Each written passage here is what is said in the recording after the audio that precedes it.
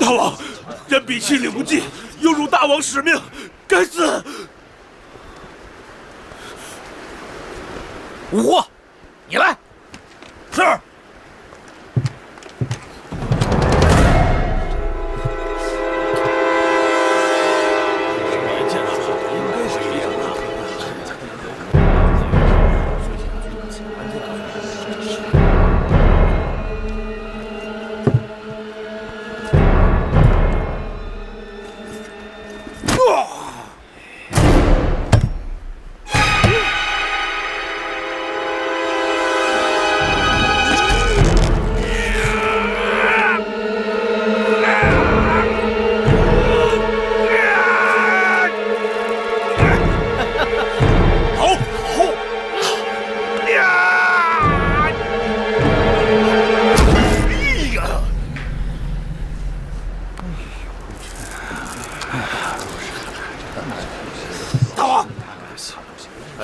一定能，我就说不行。老门，你是大王。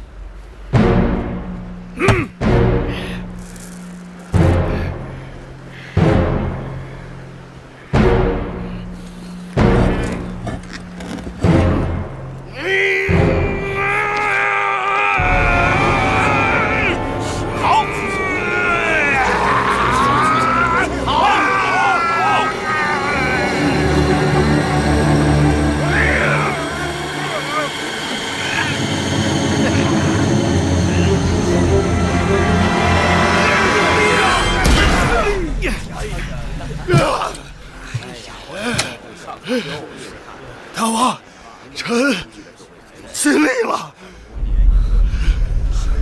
无能。秦侯，你输了。看来秦国的确无人能有举鼎之力。天子，您错怪他们了。据臣所知，秦国的这几位壮士皆身具奇力，平日里举个千钧重物也非勉强。只不过这九鼎非凡人所能冒犯，他们就算有这个力气，也是无计可施了。要你们有何用？不如寡人亲自来举。大王不可啊！秦侯，不必勉强。天命在周，九鼎无人能动。您迁怒于他们，已属本末倒置，更不必自己与自己赌气啊！大王！大王！千金之子，坐不垂堂。大王身系天下，不可以身相视啊！大王身系天下！秦侯，天理人事不可违背，见可而行，知难而退，善也。敢下！寡人既然已经来到洛阳，就不能虎头蛇尾。人比他们并非不能举起此鼎，而是心中胆怯。寡人乃王者之身，自有天命。寡人就不信，天命在这个獐头鼠目的家伙身上，而不在寡人身上。大王，人之以权，不必再言。大王不可啊！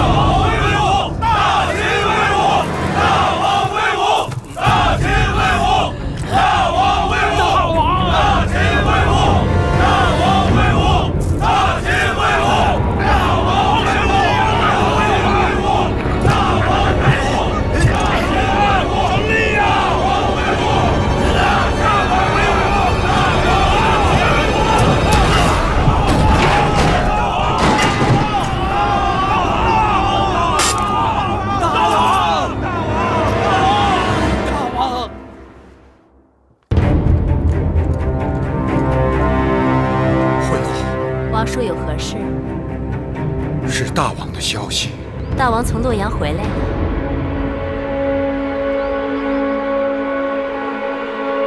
大王怎么了？大王在洛阳举鼎，身受重伤。大王没了。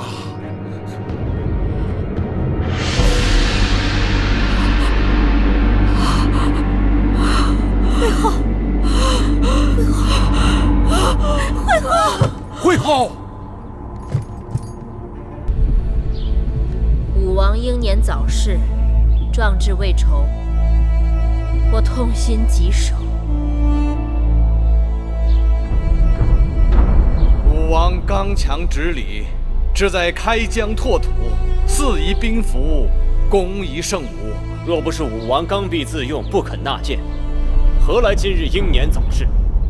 诸国都已在暗自窃喜，肆夷宾服、攻夷圣武等美事之词，就不要再提了。公子华，武王尸骨未寒，你为人臣子，应遵本分。身为武王兄长，你可知隐君之过，不可非君之道理。行出于己，名生于人。以大行受大名，细行受细名。光武王一个武字，便知他生前是如何行事了。我只不过是在提醒诸位，该彰善淡恶，为后世界。这大殿上坐着的公子，都是先王的骨血。难道只有公子华能说会道？别的公子就无话可说了吗？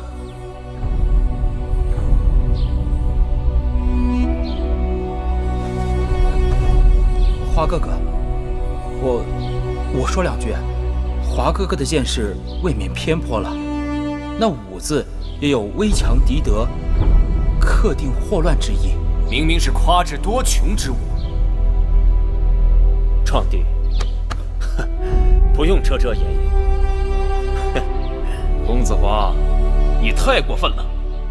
就算武王有所不是，但他仍是你的兄弟，是我大秦的先王。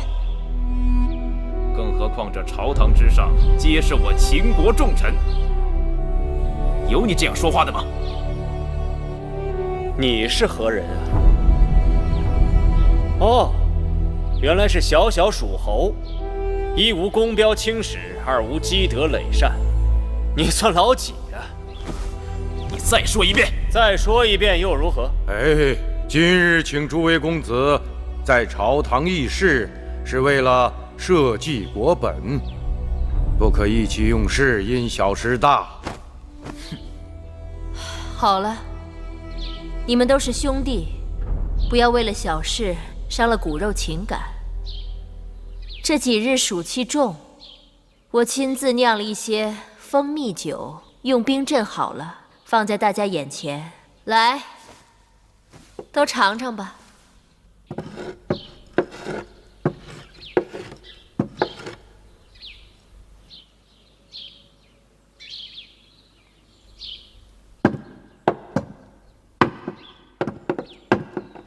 这酒味道如何？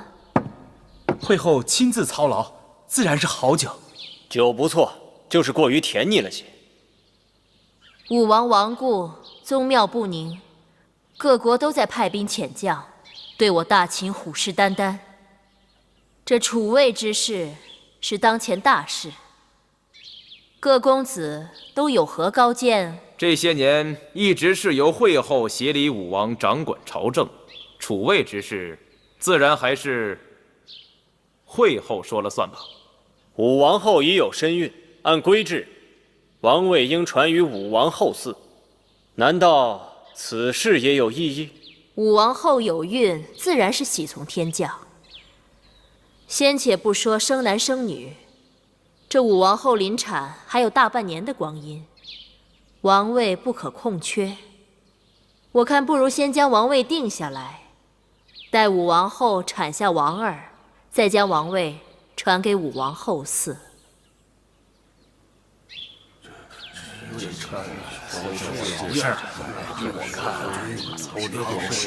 是还有出场计划的，这种事情。此事还需慢慢商议，不急在一时。来，去火气。你不提我还忘了，佳酿还需鲜果陪衬。我听说宫中果园里桃子都熟了，令人采摘了一些，怎么还不送来？怎么回事？难道桃子没有了？禀会后，桃子有是有，只是今年逢小年，园子里的桃子结得稀疏细小，端上来，只怕会败了众人的兴。世间万物皆由天赐，应当常存感恩之心，哪有那么挑剔？都端上来吧。是。上桃。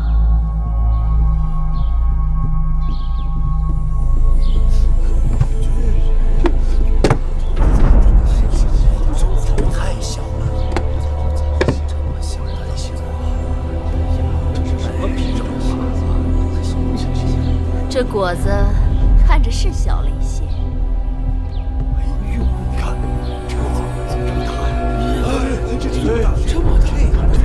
好大的桃子呀！这真是桃中之王啊！这莫非是仙桃不可？快端上来给我瞧瞧。是。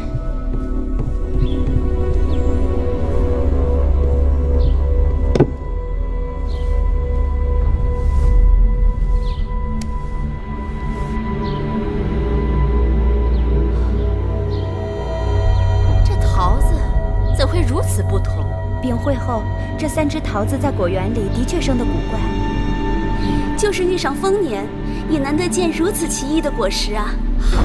天意，真是天意。天有异象，必是吉兆啊！楚离子，你说呢？这老夫一生见多识广。像这样出色的桃子，还是头一次见到。这既是吉兆，我就先尝一口。但愿它能够为我大秦带来些好彩头。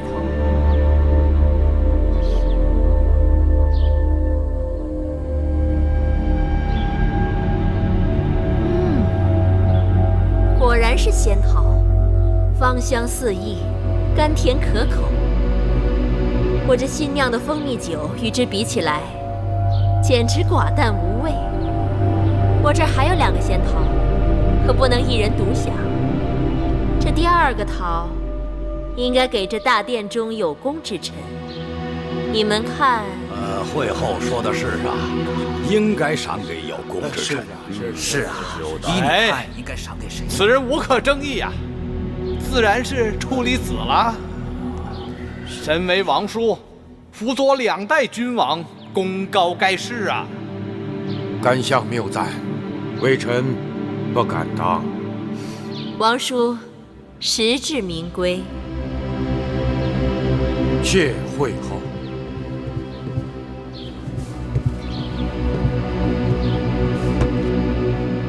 国有国运，照理说，这第3个桃应该留给秦国的新国君。只是眼下王位未定，我也不知道这桃应该赐给何人。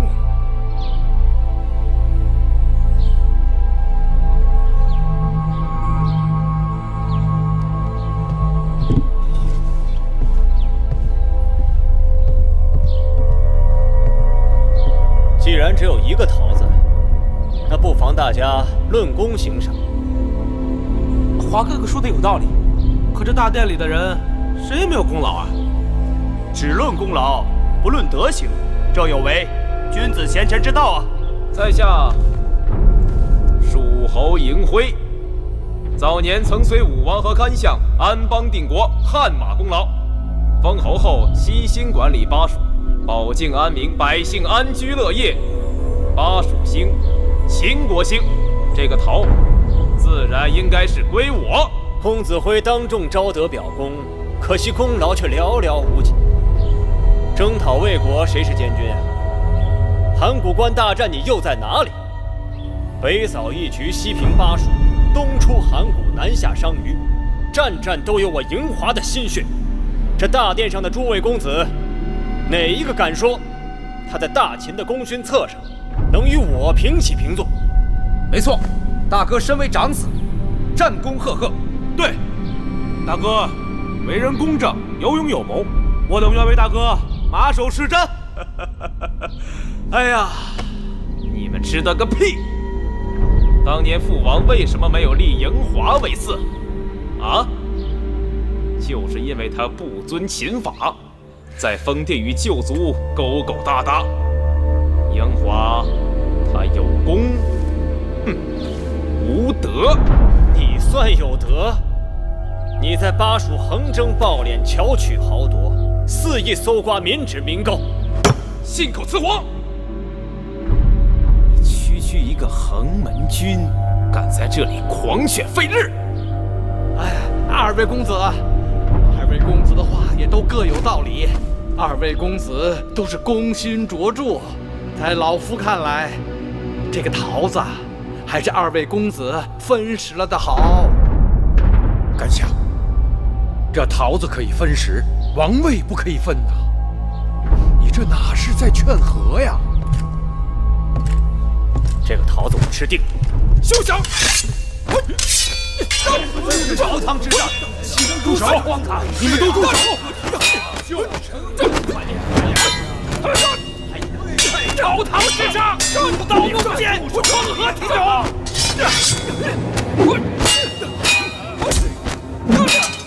来人，把他们都给我拿下！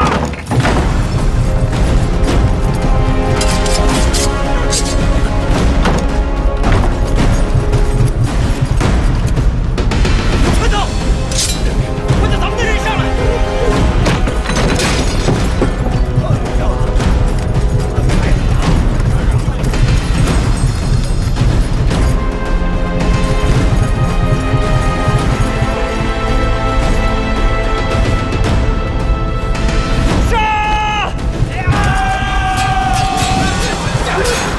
别打了，都别打了！外面的人是哪来的？都是公子华的人呐！这明明东门外有禁区把守，他们是怎么进来的？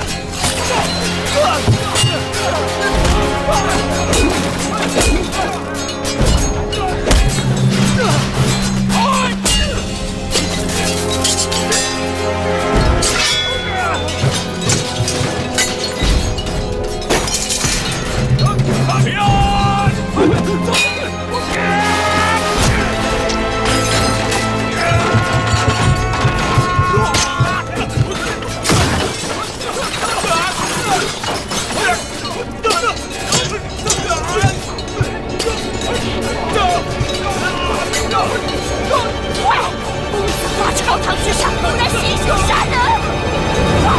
快把他给我杀了！谁敢杀我？呀！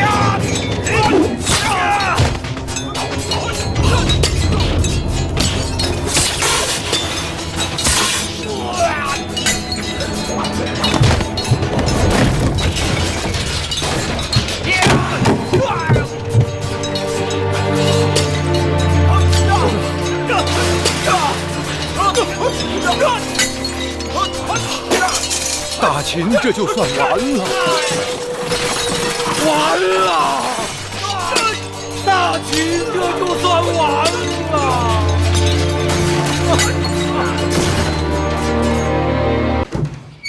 夫人，雍大人来了。拜见夫人。雍大人，快请起。夫人。大王驾崩，臣奉命迎公子继归国，商议立新君之事。你是奉何人之命而来？臣乃奉嬴夫人之命。嬴夫人？是，还有朝中许多重臣，都期盼着公子继与夫人回国。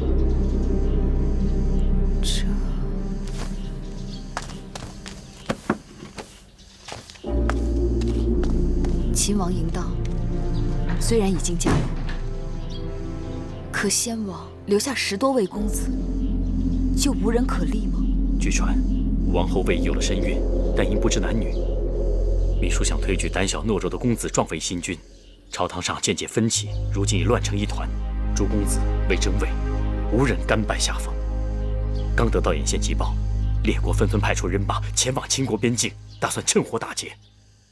我大秦眼看就要支离破碎。如此险象环生，无人主持朝政吗？坏就坏在主持朝政的秘书身上。我在路上听说，本来诸公子在朝堂之上也只是口舌之争，没想到秘书和甘茂定下毒计，以一只桃子作为诱饵，挑逗叔和公子辉与公子华争夺王位。于是，宣誓殿演变成诸公子的练武场。公子辉血溅五步，当场毙命。本来诸公子齐聚咸阳，就危机重重。这种关头，只宜安抚，岂可挑起杀机，自招祸患？大秦之乱，就始于秘书的私心。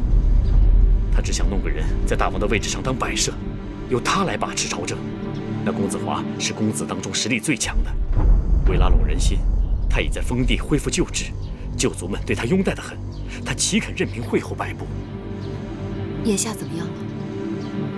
诸公子人人自危，一夜之间纷纷逃离咸阳，回到各自封地，拉拢朝臣，招兵买马，领郡县与各路王军对峙。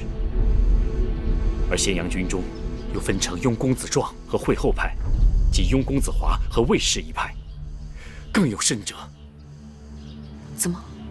巴蜀之地因蜀侯辉猝死，再起叛乱，而义渠那边所占的几10个城池也一起反了。这么说，秦国已经四分五裂，狼烟遍地。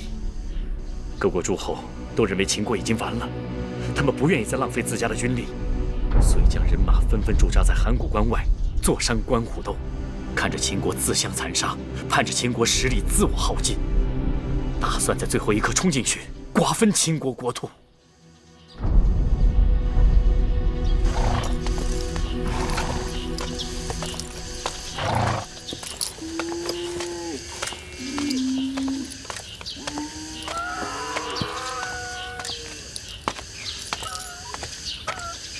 黄公子，这些都是什么人？雍瑞雍大人来了。雍大人来了，他来做什么？既然魏仪有孕，父子相继，也算是正理。芈姝执意不肯，大约是怕魏仪之子被立为大王后，魏仪成为母后，而他只能成为祖母，大权旁落。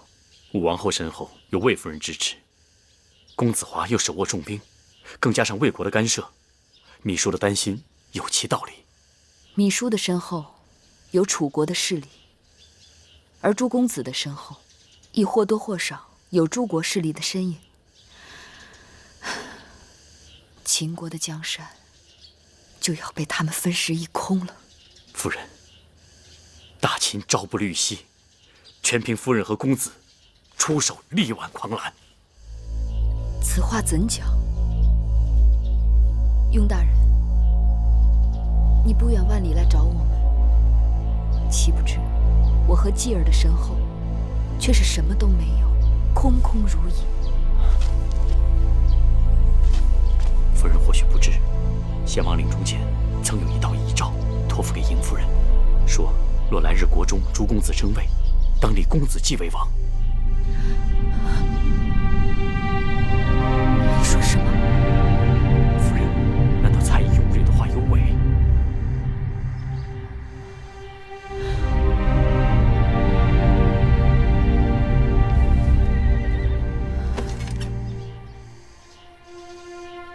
先王去世后，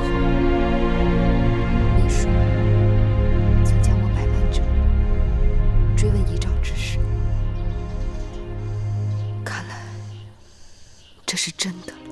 夫人，先王既有遗诏，又主意于夫人与公子季，大厦将倾，夫人理应承担重任。雍大人诧异，秦国已经危如累卵，你等怎可把这擎天之任推卸到这妇孺之辈身上？这不是让他们文力负山吗？这实属万般无奈。雍大人，你可知道玉儿母子在燕国是九死一生啊？若是他们没有活到这个时候，那这道遗诏又让谁来接呢？若真是如此，那也是大秦的气数。自从秦王嬴荡继位，早已埋下了祸根。大秦的气数要尽了，不该再拿他们母子的性命去殉葬了。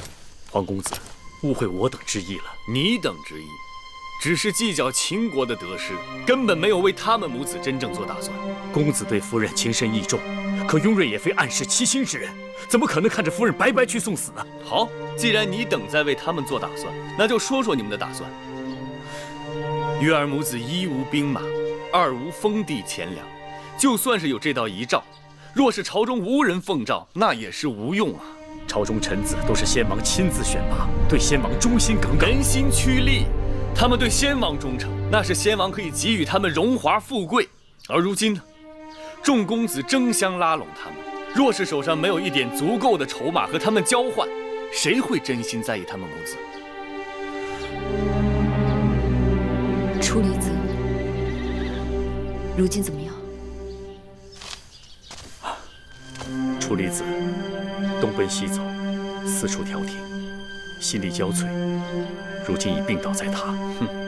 这就是楚离子一心一意追求的政局安稳，内乱不治，外患不平，却姑息武王和弄臣，排挤忠良，妄求平稳，如今也是自食其恶果了。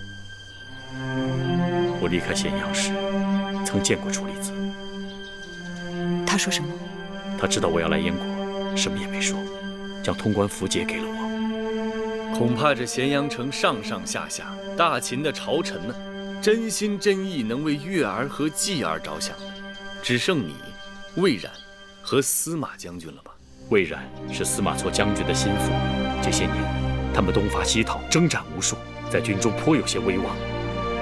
我雍氏虽不是大权在握，但也是大秦的世勋之臣，与其他家族有些往来。这是杯水车薪呐。还有，魏冉当年曾和赵国国君父子一同护送义后入燕，私交甚好。芈夫人与义后也是情谊深重，也许到时候燕国和赵国，秦人争位，不要指望借他国兵马相助，否则的话，纵得王位，却可能输了江山。雍大人，你能保证你带月儿母子回秦国是条活路吗？雍大人见谅，我已备好了马车，明日一早带月儿母子接到齐国回楚国。月儿母子身单力薄，难担柱石之计，委屈雍大人白跑一趟。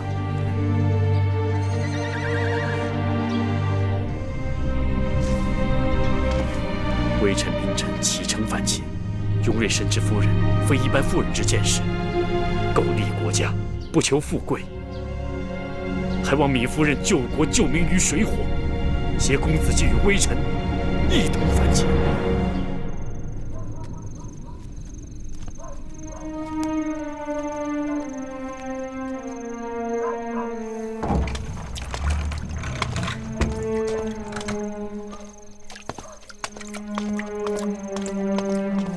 我伺候夫人洗漱歇息吧，明日还要早早上路呢。是啊，我们该走哪条路？夫人心里没有主意吗？往东南是回楚国，往西是回秦国。夫人就只能走一条路。若是让你选，你会选哪条？香儿选东南回楚国。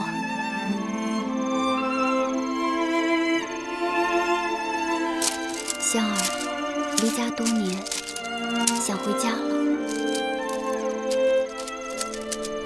树高千丈，叶落归根。夫人不也曾梦回楚国吗？如今又有了黄公子，我们跟着他，可以在楚国安身立命，顺顺当当的抚养公子长大成人。你也这么想？黄公子与夫人情投意合，我们看着心里高兴。继儿睡下了吗？早就睡下了。公子今日在仿写7国不同的文字，看他把这案几弄得乱乱的。你先放那儿吧，我还想再坐一会儿，一会儿我来收拾。你也累了一日了，快去歇息吧。夫人也早些歇息。去。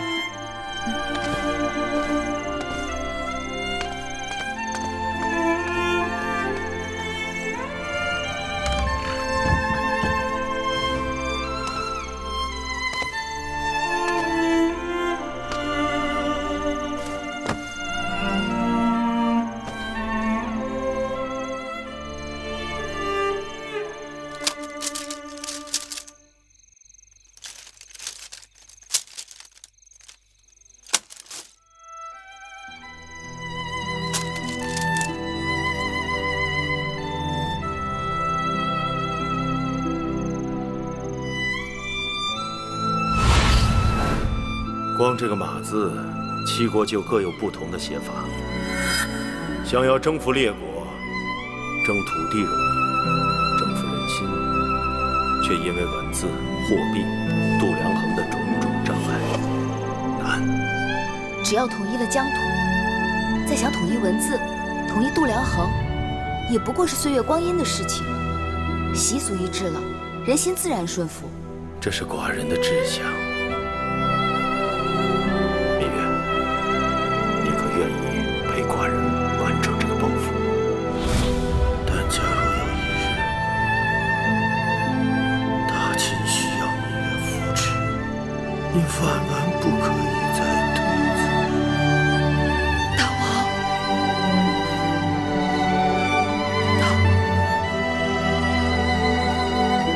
女儿羞愧，女儿有负你的期望重托了。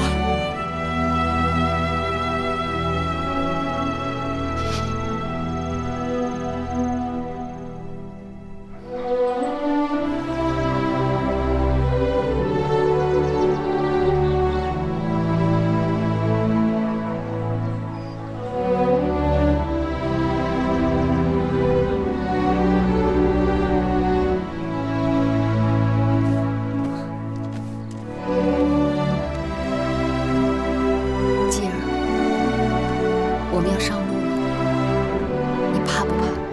母亲不怕，继儿就不怕。可万一母亲选错了路，你会不会怪母亲？不会，母亲选的路就是继儿选的路，母亲去哪，继儿就去哪。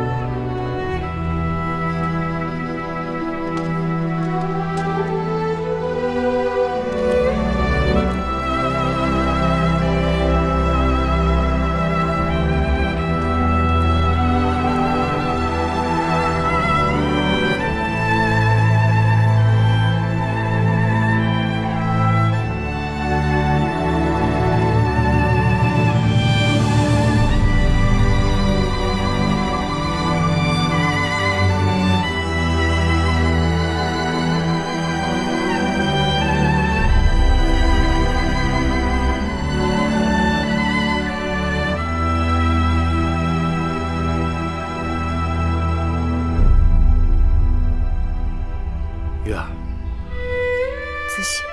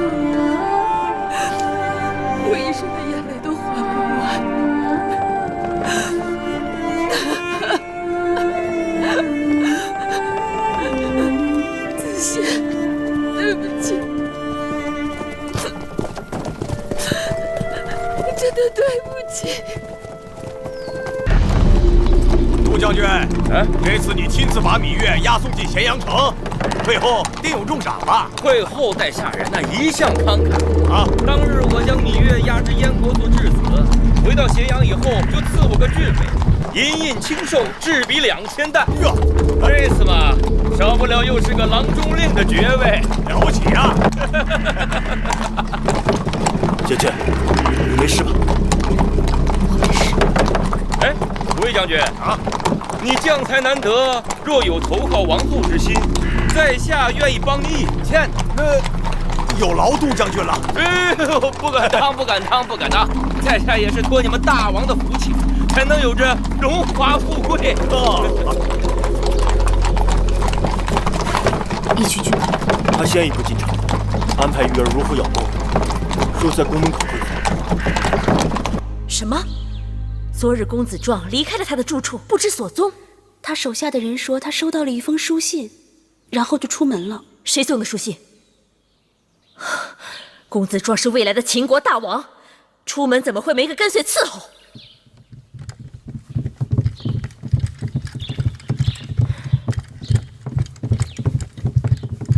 会后，甘相来了。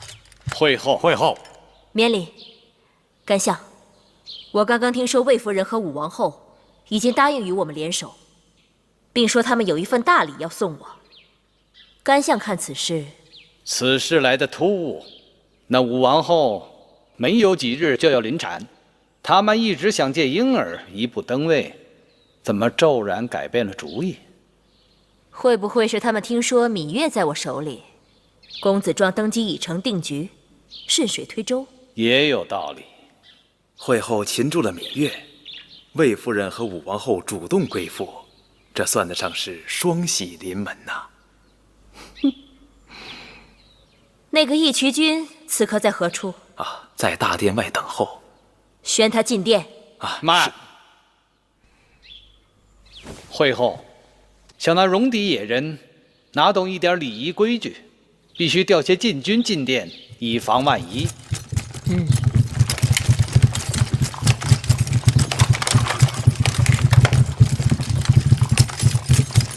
宣义渠军进殿觐见会后。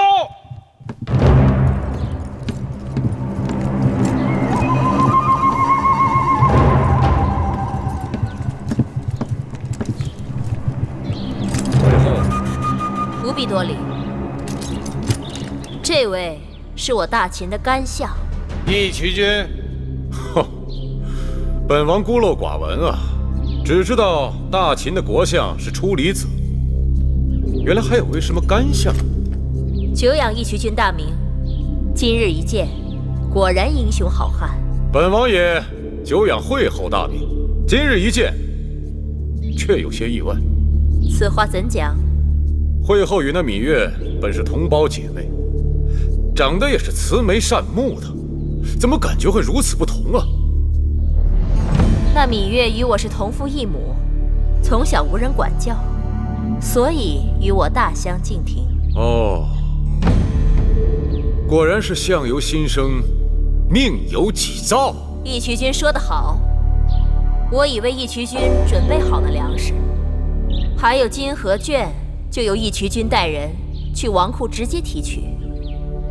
只是这芈月，放心，会后坦诚相待，我义渠当然要言而有信。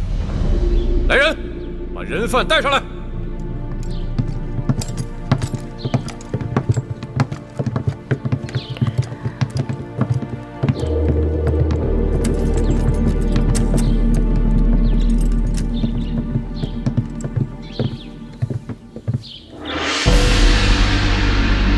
义渠君，这芈月乃我大秦朝廷重犯，却身无镣铐束缚。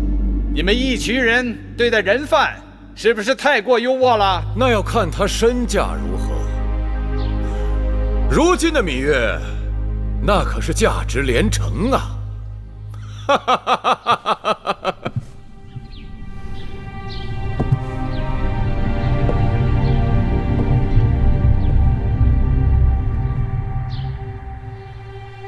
芈月妹妹，多日不见，别来无恙。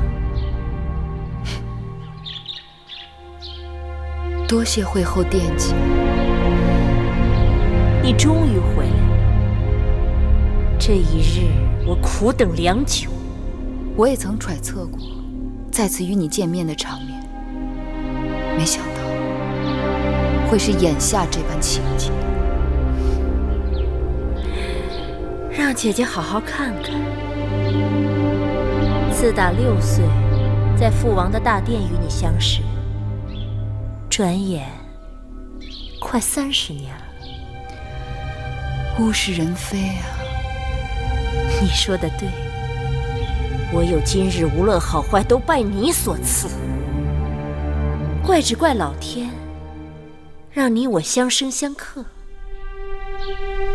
既然姐妹一场，此时你若心生悔意，跪倒在我脚下向我告罪，我虽饶不了你的性命，但可以给你一个体面的死法。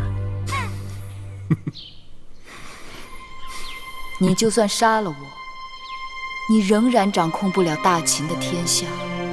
你别拿先王的遗诏吓人。我已调查许久，若真有那遗诏，早就出头露面，有迹可循。我也曾想过，或许遗诏在你那儿，那就更好了。只要你死了，那遗诏就会跟着你灰飞烟灭，销声匿迹。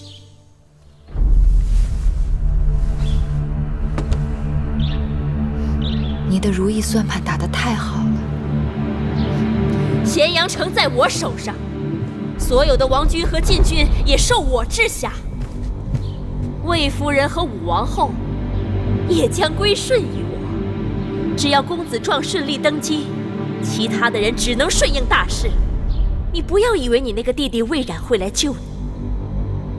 我即刻下令发兵围剿，过不了多久，他们就会去黄泉路上与你作伴。你做不到。能否做到？反正你是看不到的。芈姝，可怜你愚钝如此，你本非歹毒之人，却为了点滴私欲弃明投暗，偏偏一条路越走越黑。你害了你的孩儿嬴荡，更害了大秦。先王若是地下有知，如何饶得了你？好个芈月，不见棺材不落泪。珍珠，张嘴。是。你干什么？放肆！义渠君，会后你不要忘了，芈月眼下还是我的人。你想要的我全都给了你。这芈月是我大秦的囚犯，带着你的人，全都给我滚出宣誓殿！大秦乃礼仪之邦，会后是你请我来的，就不该轻易下逐客令吗？啊！你还想做什么？把这些义渠野人给我撵出殿去！不这是逼着老子翻脸了是吧？在下早就想领教义渠君的身手了，请来。会后，会后。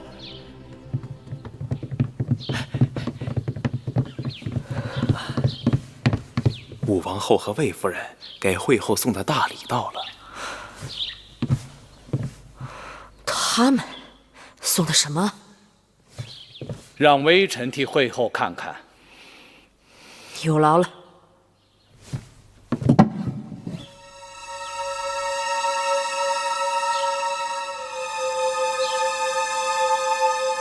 衣物？谁的衣物？这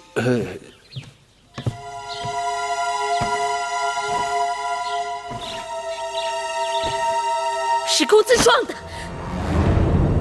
冯家，昨日是谁给公子壮送信的？正是小的。他们把公子壮弄到哪儿去了？小的只是奉武王后之命行事，公子壮出宫之后的事，小的一概不知。好你个冯家，我待你不薄，提升你为患者令，你居然忘恩负义，卖主求荣。会后此言差矣，小的的主子早已是武王后，小的对武王后始终不二。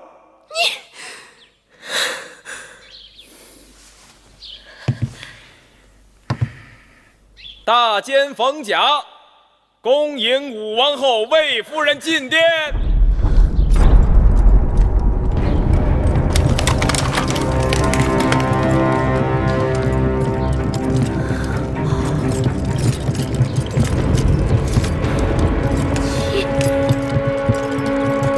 你们这两个犯上作乱的东西，也敢走进宣誓殿？快把这几个贼子拿下！谁敢动？武王后怀的可是大秦的储君，有2个脑袋的，过来试试。义渠君，会后答应给你的东西，我们一样不少都给你，再加万金。你把芈月交给我们如何？那你先把你的万金抬上大殿再说。我们武王后拥有大秦天下，哪儿在乎这点金银？快来人呐！把芈月用链子锁起来，关进囚笼。放肆！芈月是会后想要的人，岂容你们染指？抢人呐！你不看看老子的剑，答不答应？至于会后，武王后马上就要生下武王的子嗣，你也该交权了。只要我还活着，你想都不要想。会后没法子，会后再过几日，这宣誓殿就有新王了。哎呦！我殿下，魏夫人，还等什么？即刻叫人抓起这些妖言惑众、企图篡位之徒！丹下，识时务者为俊杰。新王即将登基，武王后对每一位老臣都寄予厚望。你们把会后请回交皇殿，这宣誓殿也让他坐得太久了。会后乃先王遗孀，你们休得无礼！谁敢再往前一步，格杀勿论！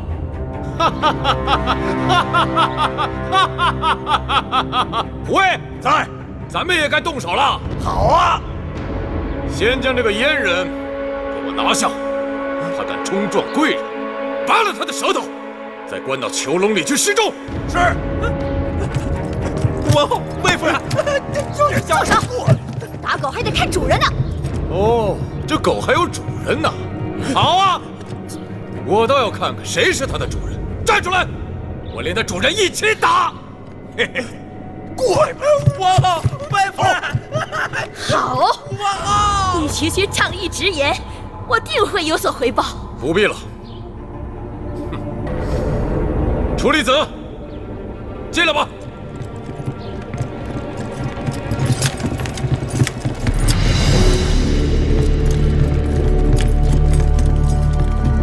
楚离子，司马将军，你们怎么来了？臣奉先惠文王遗诏，迎新君继位。哪来的遗诏？哪来的遗诏？武王后身怀大秦未来的储君，就算是先惠文王有什么遗诏，你们也应该跟武王后知会一声。魏夫人不说我还忘了，武王后身子沉重，十分辛苦。只可惜，储君在哪里？难道你们还要继续耍这骗人的把戏吗？你说什么？我说什么？我说什么？你们应当心里明白。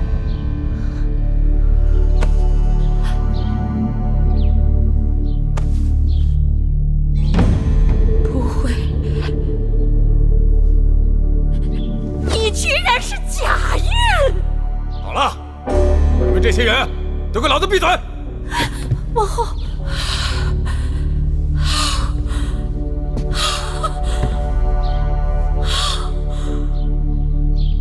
糜夫人，请吧。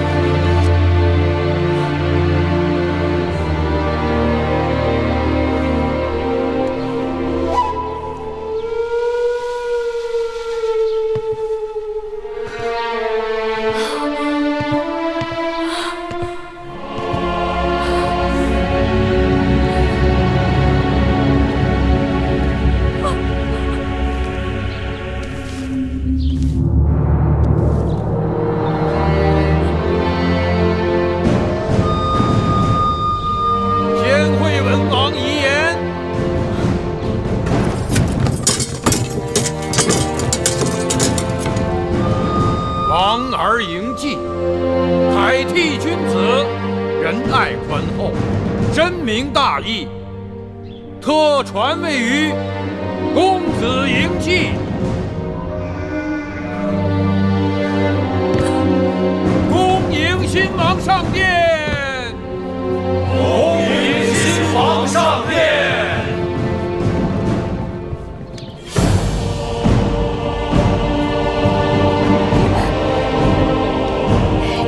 背着我捣鬼！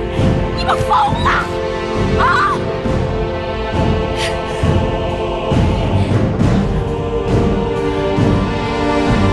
拥戴这么一个黄口小儿，他非嫡非贤非长，为什么？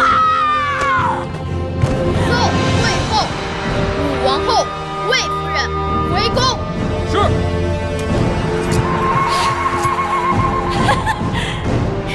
你们都睁眼看看他，他凭什么为王？我是帝后，非我认可，没有人有资格登基做大秦的君王。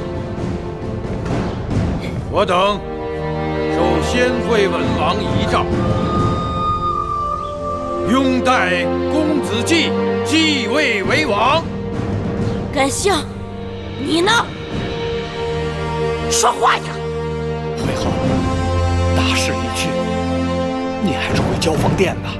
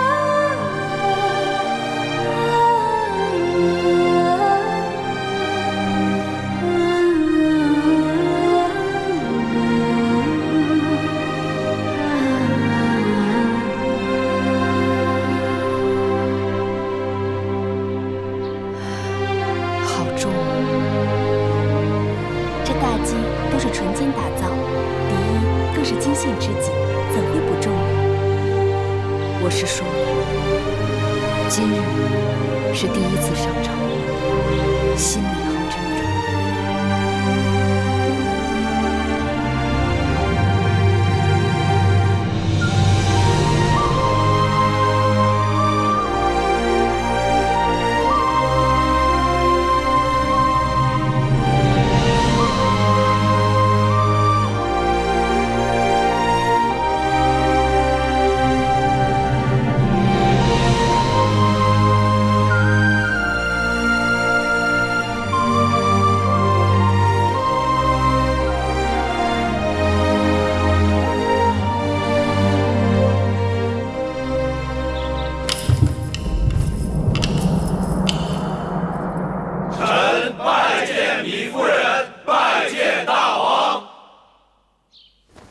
诸卿免礼。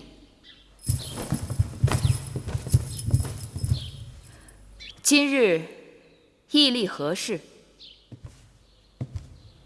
臣处理集有奏。准。先武王当在洛阳宾天，子贡已经运回咸阳，因朝廷内乱，迟迟未曾落葬。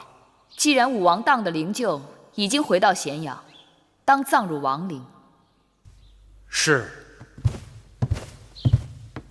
会后所言极是。甘相，你说什么？微臣说会后英明。芈月糊涂了。甘相先前一直尊芈姝为惠后，何以又尊我为惠后？芈姝失德，当废尊位。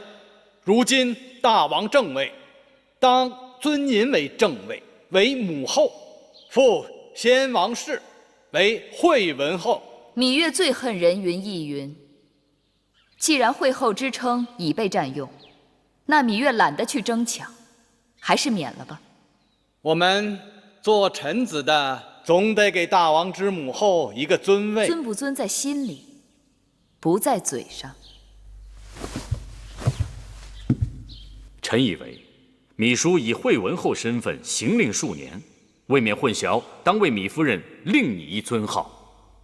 臣赞同雍大人之言。臣也赞同。这雍大夫之言的确有道理，臣也赞同。既如此，不知诸卿拟何尊号？武王以君王之尊而效匹夫之举，因之殒命，令得秦国大乱。此乃芈姝教子无方，有失母德。想当年周武王英年而逝，一下成王年幼，幸得母后王姜辅佐，匡正王道，从而成就周氏江山数百年，至今不灭。周氏三母称太任、太嗣、太姜，臣以为当以太字为尊号，称太后。太者大也，也作太字，而以为形容未尽之意。故以太字为最尊，王之楚为太子，王之母当为太后。臣以为芈姝有失母德，太后当尽母职，代王摄政以匡正王道，行古人未行之新政。故建议自今日起，王之母当不负前王谥号，另行单独称为太后，不知可否？臣以为魏冉将军、雍瑞大夫所言甚是。初离子以为如何？臣但遵王意。既如此，自今日起就尊圣母为太后。寡人年纪尚小，为了大秦王业，当由母后临朝称制，代掌朝政。臣拜见太后，愿效忠太后，凡有所命，誓死相随。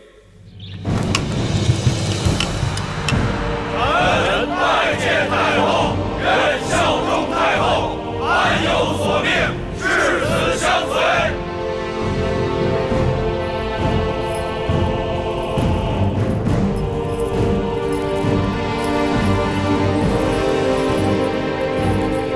芈月愿与众卿携手，兴我大秦王业。兴我大秦王业，兴我大秦王业。公元前306年，在魏冉和初里吉等人的支持下，秦昭王嬴稷登基。因其年幼，其母芈月听政。自此开端，中国历史上有了第一个太后。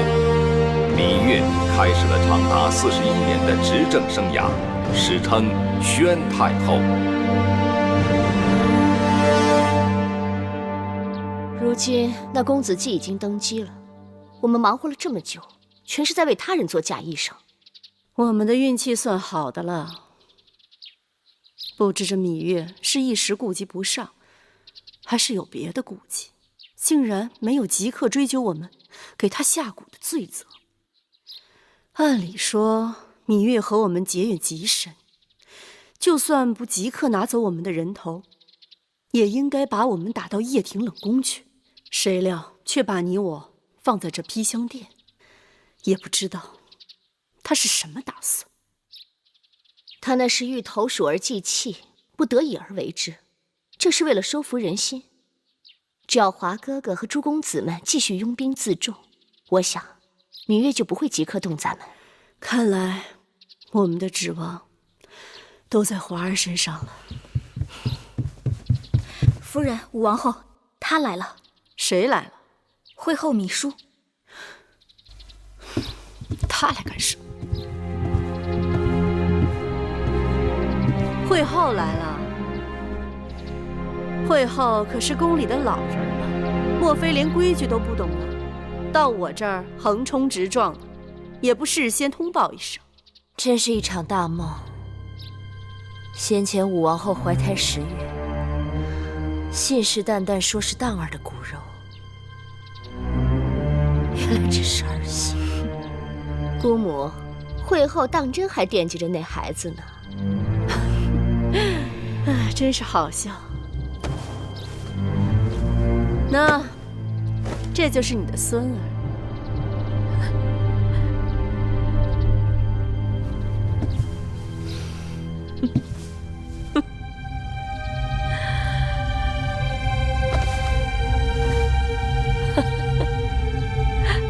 魏婴，这就是你干的好事。好歹当儿是你的夫君。惠后，大王不在了，我跟姑母总得寻条活路吧。身孕也好，假孕也罢，可你们不能去害公子壮。我们哪里有害公子壮？我们只是派人把他送到华儿那儿去了。若不是你一心想独揽大权，硬要立公子壮为大王，还使尽手段想除掉我华儿，我们也不会出此下策。哼，你们自以为得计，到头来帮了谁？公子华吗？如今登基的是芈月的孩儿公子季，愚不可及。众臣们拥戴公子季登基，那也只是权宜之计。朝政未稳，人心未定，谁能保证就没有翻盘的机会？咸阳城外与朝堂对峙的10几个公子当中，最出色的就是我华儿。过些时日，这咸阳城还不知道是谁的天下。你只有一个公子华，而其他公子呢？别忘了，我才是先王后。先王所有的孩儿都是我的孩儿，宫中哪个公子要登基，那都得我首肯。更何况，这宫外边还有10几个想争夺王位的公子，我说立谁为王，谁就是王。嫡庶有别，即便你养育公子华30多年，也抵不过母后2字。你再托大，也托不过先王。公子季，他可是有先王遗诏的。大不过先王这话不假，可你怎知道那遗诏不是伪造的？芈月伪造遗诏，罪不可赦。从今以后，国之要政，就要拜托初离子和雍大人你等重臣了。微臣不敢。朕坐于宣室殿，如坐针毡，纵目望去，大秦内忧外患，国势崩溃。如今是强敌环伺，百废待兴，而新王弱小，势单力孤。你们看，该做何打算才好？武王当在位时，关闭四方馆，只用匹夫莽汉，弃用贤良之才。诸公子之乱，又让上君当年所立秦法名存实亡。军队分成无数派系，国家连年外征内战，人丁减少，田园荒废。最大的症结是，有魏、楚、赵、韩、燕等国军队驻在函谷关外，只等瓜分秦国。依微臣看，这诸公子之乱是当务之急。当初诸公子为争王位而相互残杀，如今新王继位，应设法说服他们，以江山社稷为重，臣服新王。函谷关外军情危急，诸国皆通报要向我大秦派出使者，说是入咸阳朝贺，实则心怀恶意，想与我大秦讨价还价。据可靠消息，前不久魏、楚、韩3国就偷偷派人前往雍城，与公子华密谈。有诸国在公子们的后面煽风点火，想让造反的公子们偃旗息鼓，只怕得大费周折。列国本打算让我们秦人一味自相残杀下去，然后不费吹灰之力便可瓜分秦国。但如今新王继位，他们的如意算盘落空，自然是要赤膊上阵。如此看来，这内忧外患彼此息息相关。可眼下秦国的确是千疮百孔，重伤垂危。我不能再让他经受风雨和战争。秦国渴望休养生息，可列国却不肯给我们这样的机会。如此看来，先对付这5国强敌，那便是重中之重。驱散了函谷关外的虎狼，我们便可腾出手来对付内乱。而诸公子身后没有了列国的唆使，这闹事的心性也就会小了许多。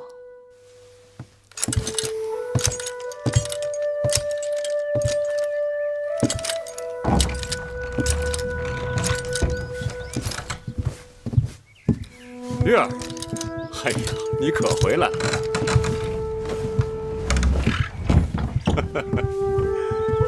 哎，你这模样，好似已经几年都没见到我了。是啊，你在这宣室殿一待就是1日，我都来了好几趟了，也不见你的影子。宫中事务繁杂，百废待兴，我也是身不由己。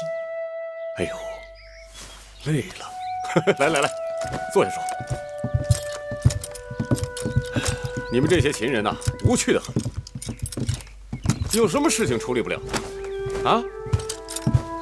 放在我们草原呐，谈得妥就一起喝酒，谈不妥上马开战，有什么事情处理不了？哼！万事都这样简单利落就好了。好累。今日那些伺候米叔的内侍禀报说，米叔突然兴起，跑去披香殿了。他大概还惦记着武王后的假肚子，给他争王位呢。要是知道了真相，他大概把武王后和魏夫人都恨苦了。这做梦做醒了，总会有点心痛。你们先前这个秦王啊，也算个好汉，但眼光不行，养了那么些个恶婆娘。有几个女子做女儿家的时候，不是冰清玉洁的，可到了这后宫，就菊化为止。这里看起来花团锦簇，却是最荼毒人心的地方。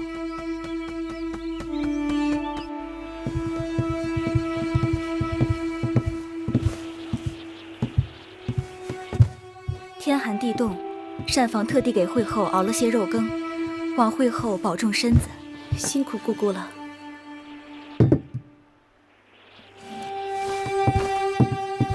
奴婢告退。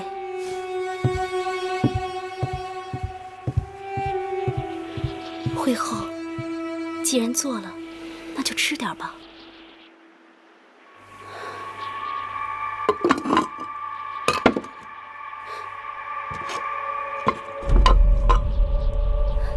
惠后，你看，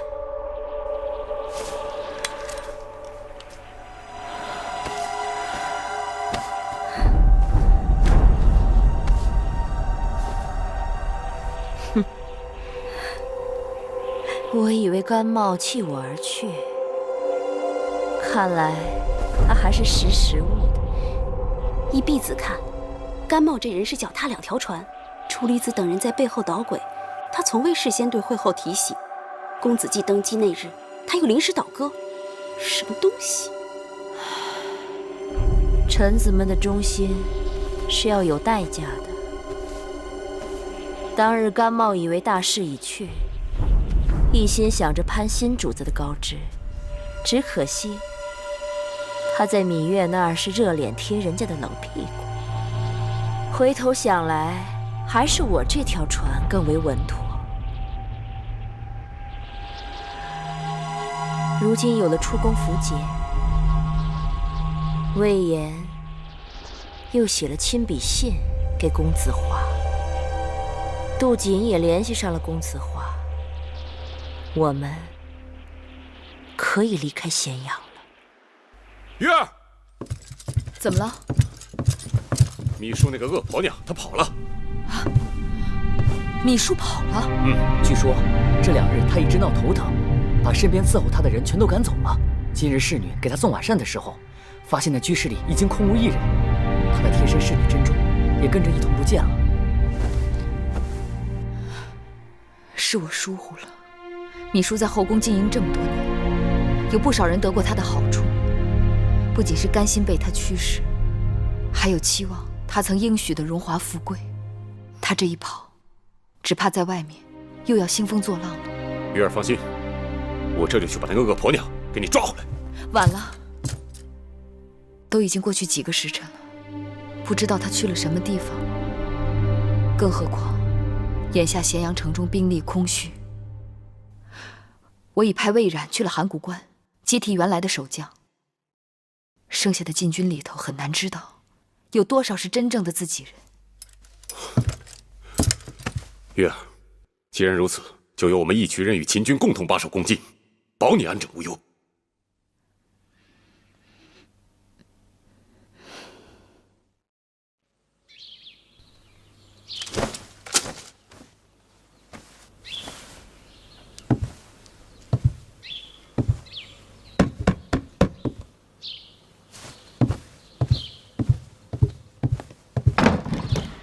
是你？干相可是心浮气躁了。您怎么来了？你不知道朝廷正满咸阳在抓你吗？哦，对了，惠后眼下如何？放心，此刻惠后正在雍城公子华的驻地里安然无恙。正是惠后叫我来给干相问安的。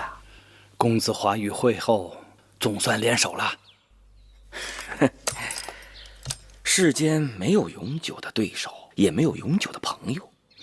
公子华需要惠后这个母后助他走上宣誓殿的王位，惠后要靠公子华的实力打回咸阳，彼此各有所需。当然，那个芈八子也不是个容易对付的敌手。今后芈八子这个称呼不能再提了。是啊，如今要叫太后。太后，这个前所未有的称呼，叫得长吗？都将军，此言何意呀？芈月当了太后，重用处理吉雍瑞、司马错等人，冷落干相等一干旧臣，干相不会没有怨怼之心吧？惠后和公子华视干相为肱骨栋梁之臣，此刻惠后和公子华正在雍城等着干相呢。我留在这儿，有留在这儿的好处，眼下还不是走的时候啊。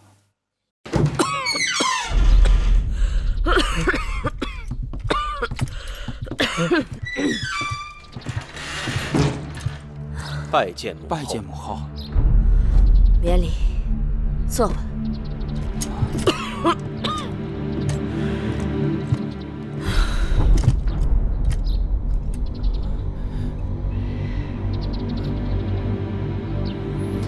母后已经赐座，我还是不做了吧。叫你做你就做。眼下，我们与咸阳那边的战事陷入了僵局。我找你们来，就是想看看你等有何高见。当日父王杀商鞅而不废新法，而今在朝中支持芈月的那些人，有很多都是在新法实施以后而得以提拔的重臣。新法废除旧的世卿世禄，以军功大小定王族身份之高低。那些没有军功的宗室儿女转眼落魄。对此，甘茂等旧臣和宗室旧族早已耿耿于怀。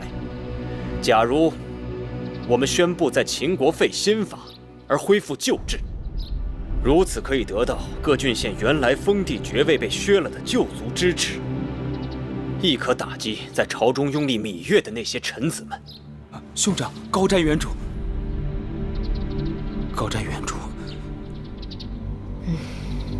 好，那就照王二说的办。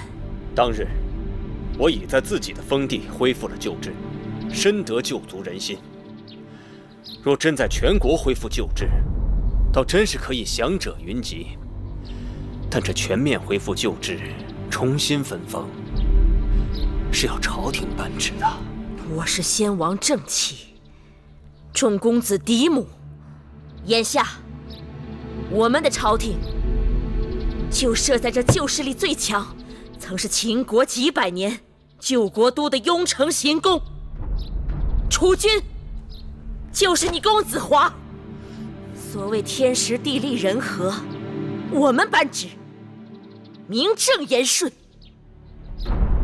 芈月等人伪造遗诏，当天下诛。只要旧族当中愿意跟我们走的，立即宣召下去，恢复他们旧日爵禄，世袭代代相传。如此一来，只怕秦国真的要乱一阵子了。乱了好啊，乱了天下，芈月母子就能早日父慈。等我重回咸阳宫，我定以嫡母之位封你为秦王。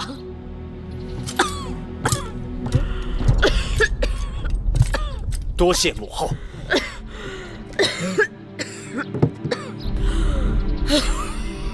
下去吧。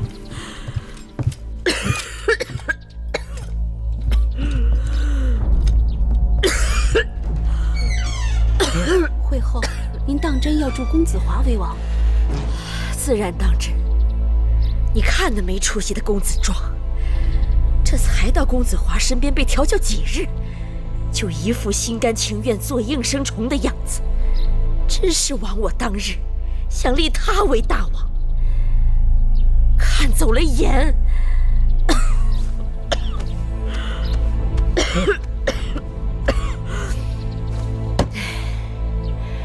不过，我不光答应了公子华为王，也应允了子雍、子轩、子峰等人。到头来，还得看他们个人的本事。此刻看来，公子华是实心实意愿被会后所驱使。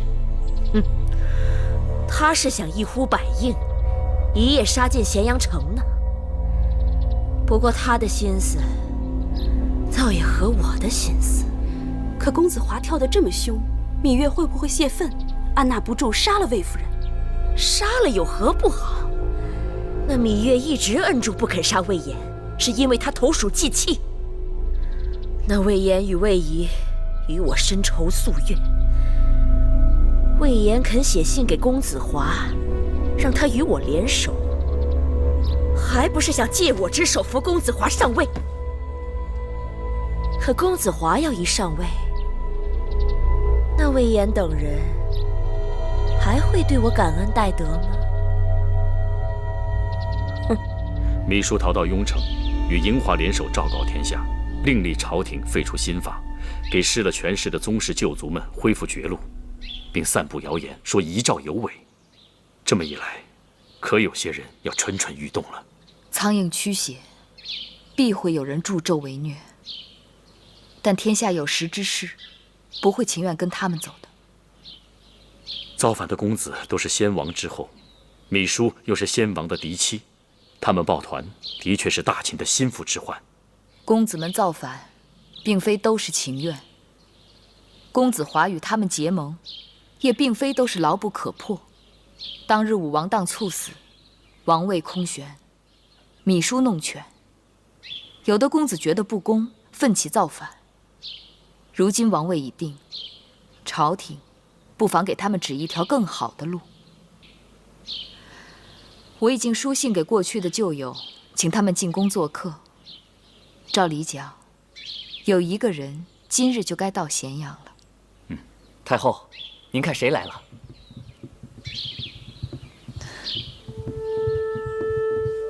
臣妾魏唐氏拜见太后。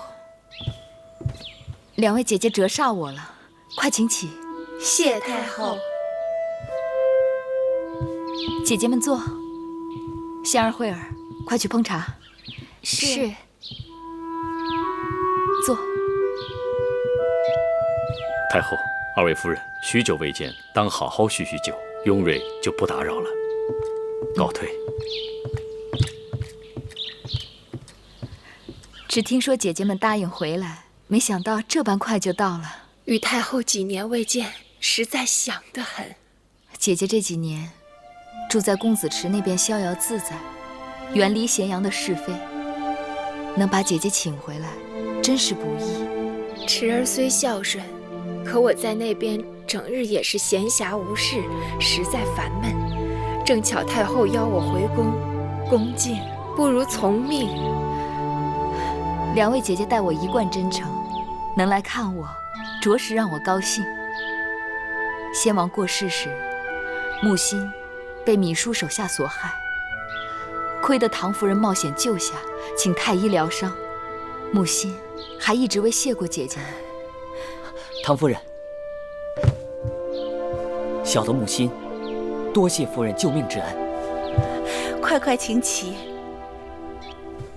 太后，妾身惶恐，妾身也只是看木心是个忠仆，不忍他被奸人所害。好在木心命大，若不如此，神仙也救活不了他。说起来实在惭愧，对比堂姐姐，我就差了许多。妾身从不敢冒险得罪谁，只能暗地里做些小事，透个消息，行个方便，只盼着若是在我失势落魄时，别人能看在我素日善心待人的份上，不作践我便罢了。魏姐姐何必客气？宫中的明白人不多，魏姐姐却是其中的一个。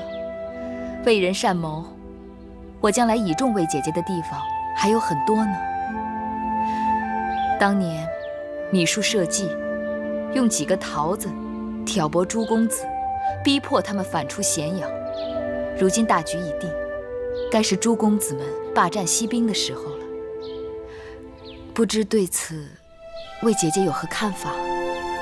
秦国内乱，民不聊生，池儿早就有按兵肃甲之心，只是不知如何取得朝廷信任。公子池明理，又是出了名的孝子，一贯听从姐姐劝告。若愿意率兵归附朝廷，那大王将特意表彰，以此鬼物犯事，说不定可借此逐渐平息诸公子之乱。谢太后如此瞧得起我，妾身不日即刻返回池儿封地，将太后之意转告池儿，定不负太后之托。魏姐姐，你真是帮了芈月的大忙。另外，唐姐姐，你在宫中的人缘最好，与公子雍的母亲又是表姐妹，不知是否愿意出面劝说公子雍母子归降？既然太后信任，臣妾愿意一试。那就拜托唐姐姐了。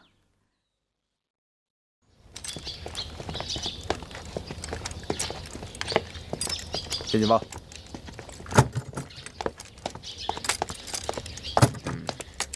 先进报。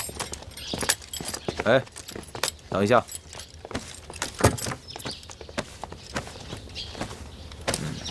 先进报。岂有此理！简直是闻所未闻。我大秦恭晋，怎么可以让那些敌戎之人来把守？我大秦臣子又怎么可以让一群人随意搜身？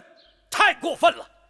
我们手头的兵马都调去平乱了，眼下这恭晋守卫之事，实在是捉襟见肘啊！这蒙将军啊，说的甚是。再怎么说啊，也不能让胡人在宫里胡作非为。这一眼望去啊，简直成了狄戎人天下了。甘相此话不妥。义渠在先会文王之时，就是我大秦的一部分了。此刻你张口胡人，闭口狄戎，岂不是要把他们赶出去？紧急军情！紧急军情！紧急军情！紧急军情！禀太后，公子华就和公子轩、公子峰和公子少官等8位公子，以奉惠后之命为由，欲进逼咸阳，讨伐大王和太后。函谷关外的各国兵马也与众公子遥降呼应，蠢蠢欲动。有魏冉在，我不用担心函谷关。谋反公子的兵马离咸阳还有多远？公子峰的兵马进展最快，离咸阳大约还有5日的路程。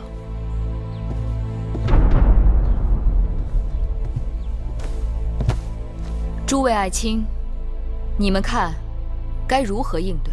照理讲，兵来将挡，水来土掩，但眼下咸阳空虚，实在兵力缺乏。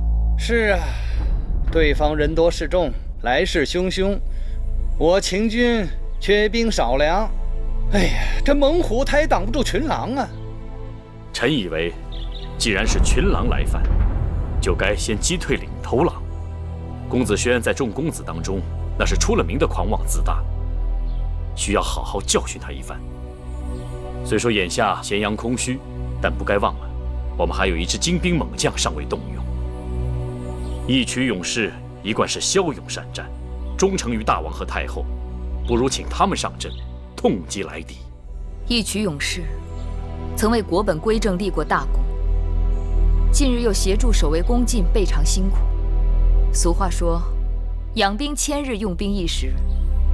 义渠勇士的长处在于沙场征战，把守宫禁的确可惜。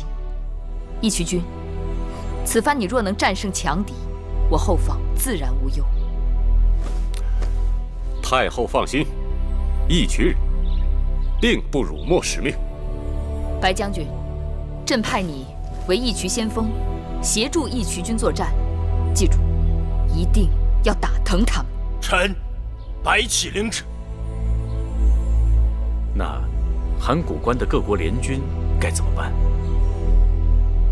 天下熙熙，皆为利来；天下攘攘，皆为利往。诸国的兵马，无非是为了利益而来。诸公子身后都有各国的势力，谋反公子能够给他们的，我们也能够给他们。可惜张仪死了，秦国再也没有像张仪那样的辩才无双之人了。那太后的意思是？待我请各国使臣前来咸阳议政。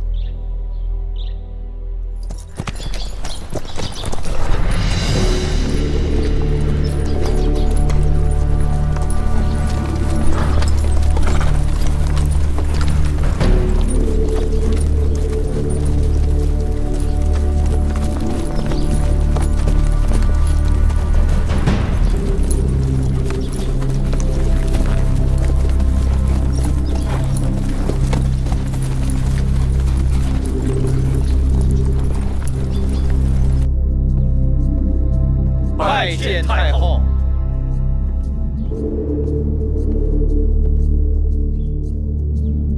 五国使臣已经进宫，既然他们对我秦国各有企图，只怕没有一个是好打发的。如何应对？诸卿可有高见？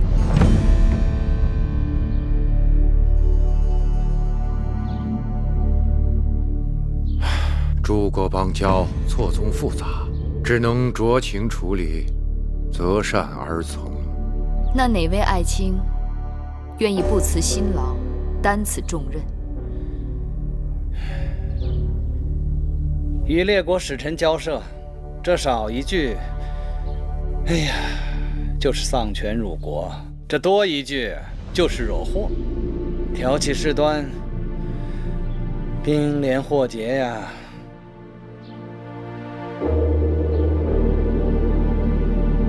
既然如此，那就由朕亲自出马了。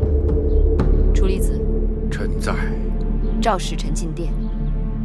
敢问太后，先召哪国使臣呢？自然是先易后难了。先召燕国使臣苏秦吧。太后有旨，请燕国使臣。各位，苏某先行一步了。请苏先生请，苏先生请。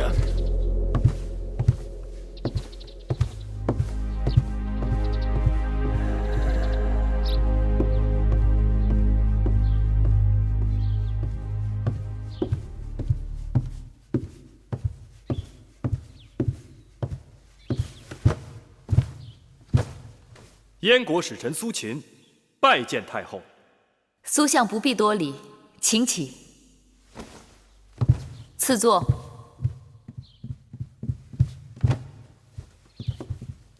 苏相，请上座。谢太后。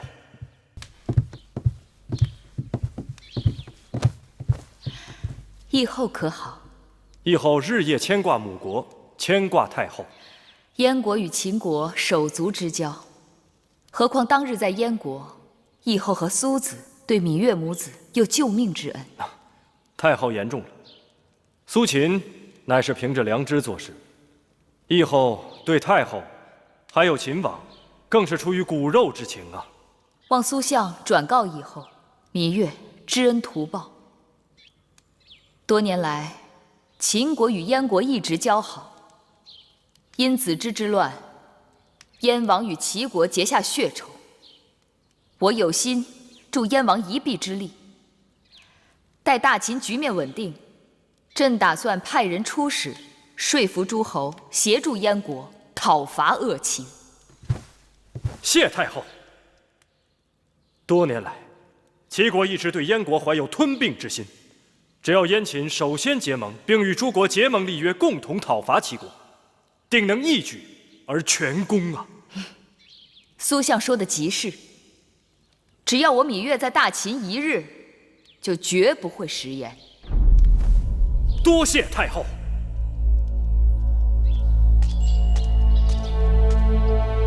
太后有旨，请楚国使臣。哦，哎呦，苏相，晋大夫，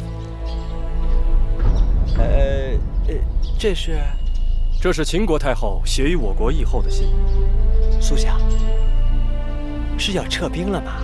议后挂新芈夫人公子季的周全，让苏秦率部函谷关外候命。如今公子季已经成了秦王，芈夫人成了太后，苏秦自当回朝消灭。告辞了。不送不送。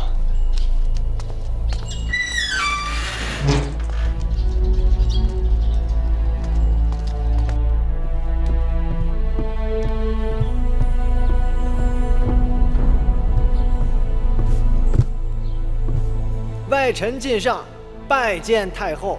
晋大夫何须多礼，赐座。晋大夫，请上座。谢太后。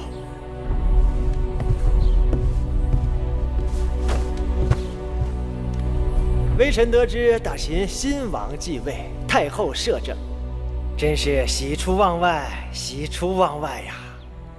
太后原是我楚国公主，所以但有所命，我大楚必当全力以赴相助太后。我虽登大位，但内忧外患日夜不宁。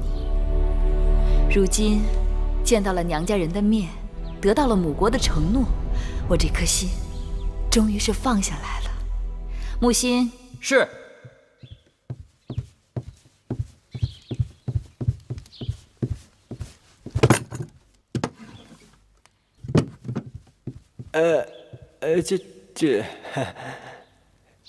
晋上无功，不敢受禄。这是芈月对娘家人的一点心意。那谢太后赏赐，十分惶恐，十分惶恐。别客气，我这里还有给王兄和郑秀夫人的礼物，要请晋大夫转交。太后亲情深厚，微臣十分感动。大王派微臣来出使秦国，但是秦楚是至亲，望日后两国依旧能够唇齿相依。说到唇齿相依，我倒是有一个想法，不知晋大夫以为如何？太后请讲。我是楚国之女，虽到秦国多年，但一直心念母国。眼下幸蒙先王遗诏，少司命必有，方使我幼儿登上王位，我也不得不为了他强撑局面。但晋大夫知晓，我本庶女出身，不懂得国政庶务，而秦国的文武大臣都各有各的算盘，身边无一人相助。若是能有几个来自母国的贴心人，在朝中为我出谋划策的话，太后放心，晋上回朝必请大王多派楚国宗族入秦，辅佐太后。那太好了。不知太后可有中意的人选？我一个后宫妇人，能知道什么人选？我在楚国见过最能干的人，莫过于晋大夫你了。永谦，我们在狄戎人手中一分一毫的血战，才有了今日的国土。如果没有穆公任用百里奚与蹇叔，没有我父王任用商鞅，我王兄任用公孙衍、张仪，如果仅仅靠那些躺在功劳簿上享受先人余荫的老秦人，那大秦早就灰飞烟灭了。眼下秦国危机重重，我的王侄嬴稷以他的母亲芈氏摄政，才让秦国在内乱外患中觅得一线生机。秦国的未来是要靠明君和贤臣决定的。可惜呀，甘先生，你不在此列了。识时务者为俊杰。楚离子，你今天拒绝了我，总有一日，你会为你今日的决定而痛哭的。臣拜见太后，拜见大王。朱清免礼。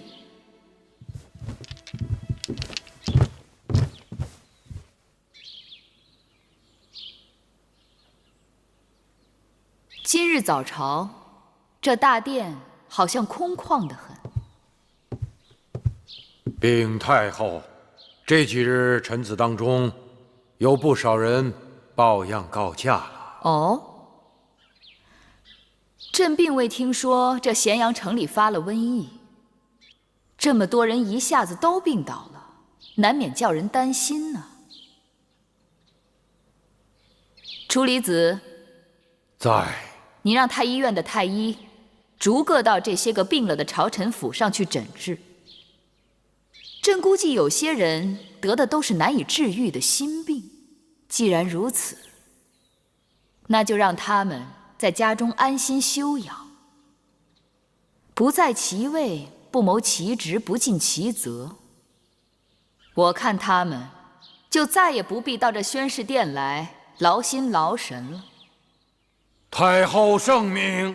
太后圣明！